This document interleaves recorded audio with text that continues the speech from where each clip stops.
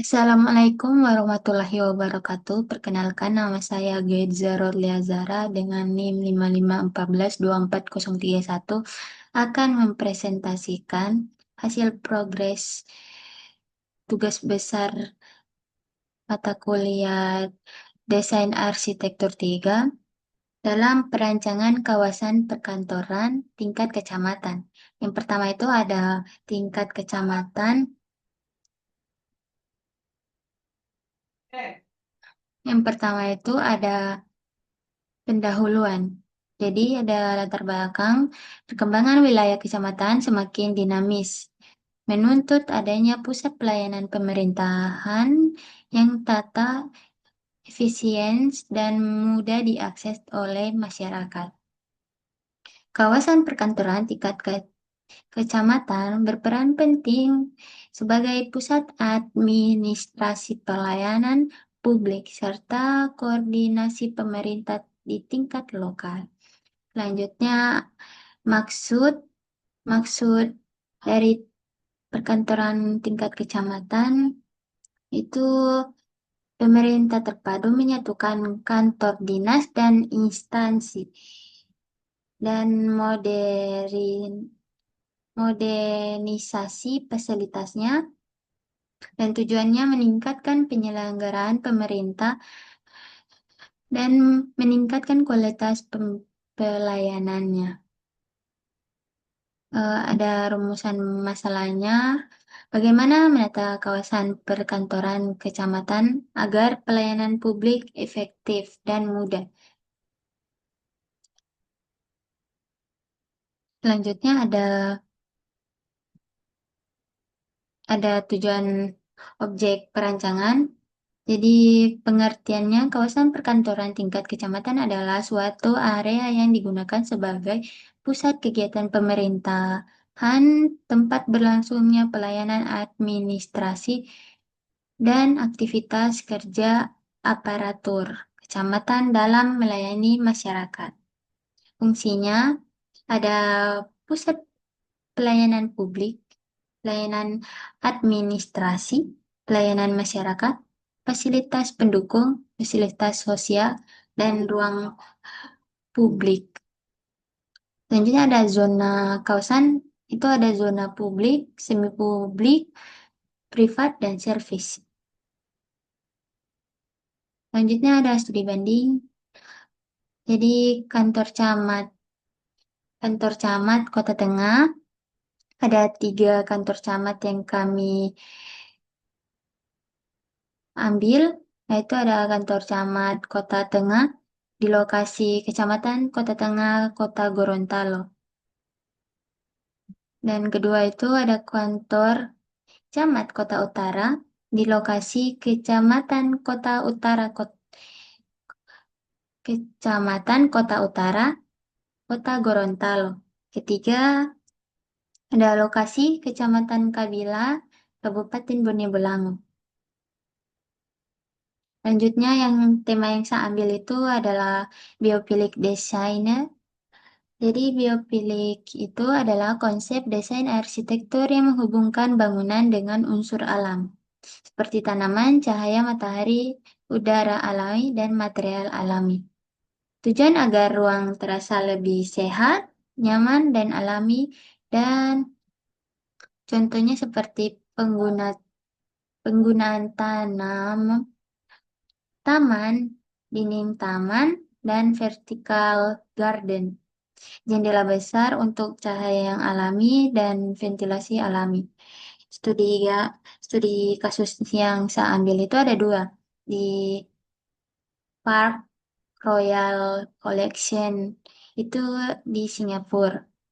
Jadi Park Royal itu hotel ramah lingkungan di Singapura yang memiliki banyak tanaman dan taman pada bangunan sehingga terlihat seperti taman vertikal tengah kota.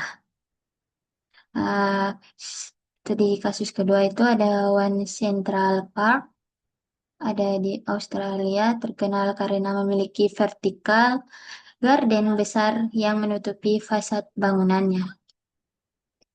Pemilihan lokasinya Daerah itu ada tiga.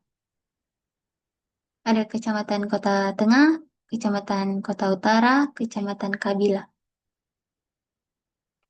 Nah, selanjutnya ada perbandingan lokasi kecamatan. Alternatif pertama itu Kecamatan Kabila. Dan kedua alternatifnya Kecamatan Kota Tengah. Alternatif ketiganya Kecamatan Kota Utara. Ini bandingannya antara tiga alternatif tersebut. Selanjutnya ada perbandingan lokasi tapak. Eh,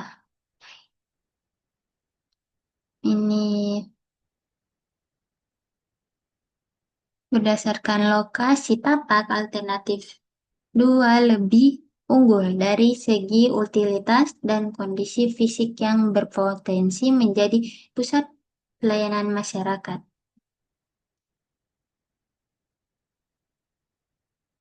Selanjutnya ada tautan analisis.